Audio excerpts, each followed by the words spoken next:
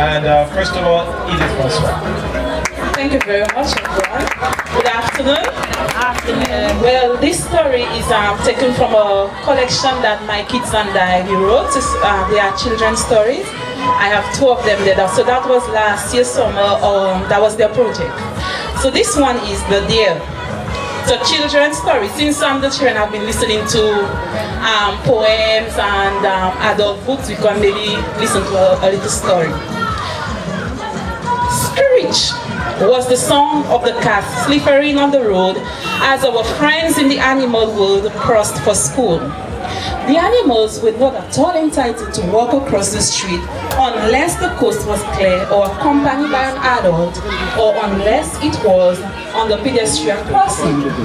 Every day, Mommy and Daddy would caution their kids about crossing the road, reminding them of the safety rules.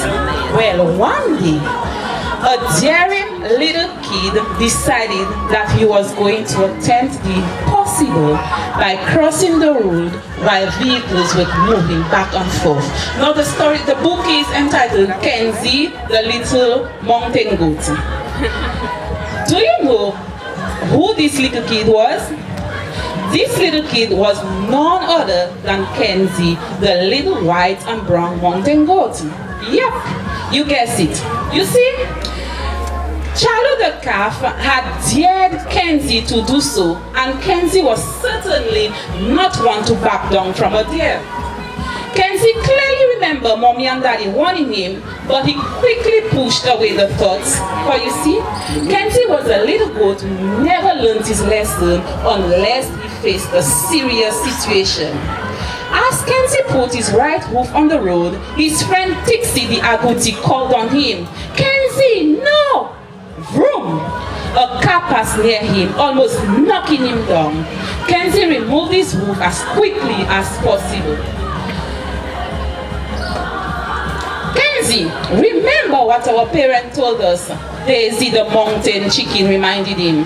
But when Kenzie had an idea, no one could make him change his mind. And right now, all he wanted to do is cross the road without using the pedestrian crossing. I can do it, he thought to himself. I'll show them. He then put back his right hoof on the street. He could actually hear his heart racing with excitement mixed with fear. He put his left hoof, screech, and a car passed near him so fast that the wind almost fly him over. He quickly withdrew his hoof. Kenzie, stop! You don't have to do it! Shouted Lola the parrot. Come on, Kenzie, let us wait for the pedestrian crossing a little lower down, pleaded Tixie. No way, thought Kenzie to himself. From the corner of his eyes, he could see Charlo, the calf, and his body studying him and smiling. Kenzie, said Tixie, you don't have to prove them anything. Obeying our parents is the best thing to do. I can do it, Kenzie told them. I think, he thought to himself. Yeah, right, said Charlo the calf. Kenzie put his right hoof once more, then the left hoof, and was just about to put the right back hoof when he heard one of Charlo's friends say, "You need dear, he's a wimp." Ha ha ha ha ha, laughed the others. Yep, a wimp, that's what he is, said Charlo. Well, that did it. No way was Kenzie, the brave white and brown mounted kid, going to let this bunch of hooligans call him a wimp. I'll show them who the wimp is, thought Kenzie. Then he put the last hoof on the road and took one step. Tap. Next step. Tap. So far, so good. You could hear a pin drop as all the little animals were holding their breath looking at Kenzie. Another step. Tap. Then it all happened. Vroom! Bow!